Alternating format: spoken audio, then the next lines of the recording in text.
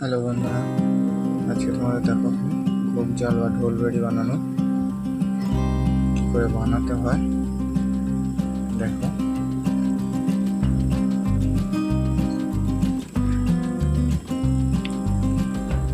কী করে কমপ্লিট করেছি।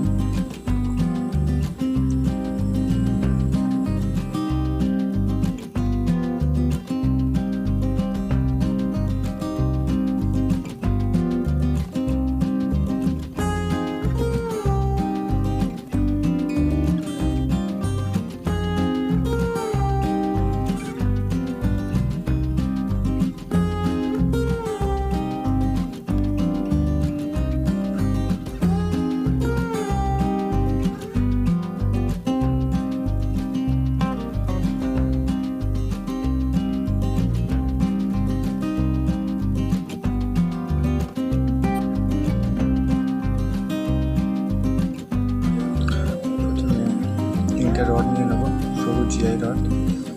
তারপরে 50-50 প্যাসের 4খানা জাল নিয়ে নেবো, দড়ি নিয়ে নিলাম।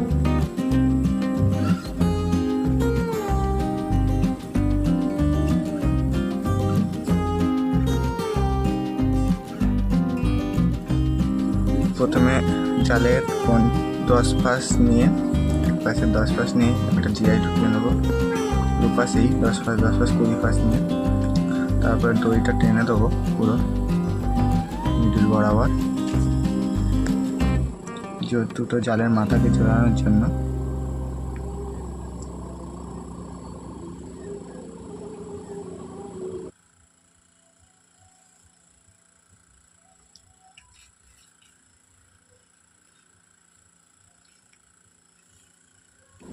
জালটাকে টান রাখার জন্য উল্টো দিক দিয়ে আর একটা দড়ি গলিয়ে নেব, যাতে জালটা টান টান হয়ে থাকে।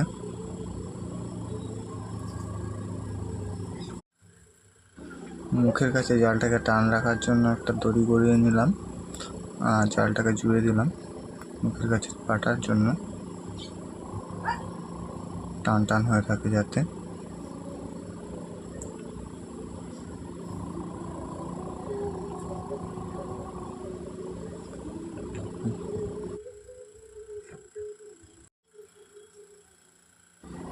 মুখের পাটার কাছ থেকে দড়ি বেঁধে জালটি টেনে দিলাম, পাটা মুখ হয়ে গেল।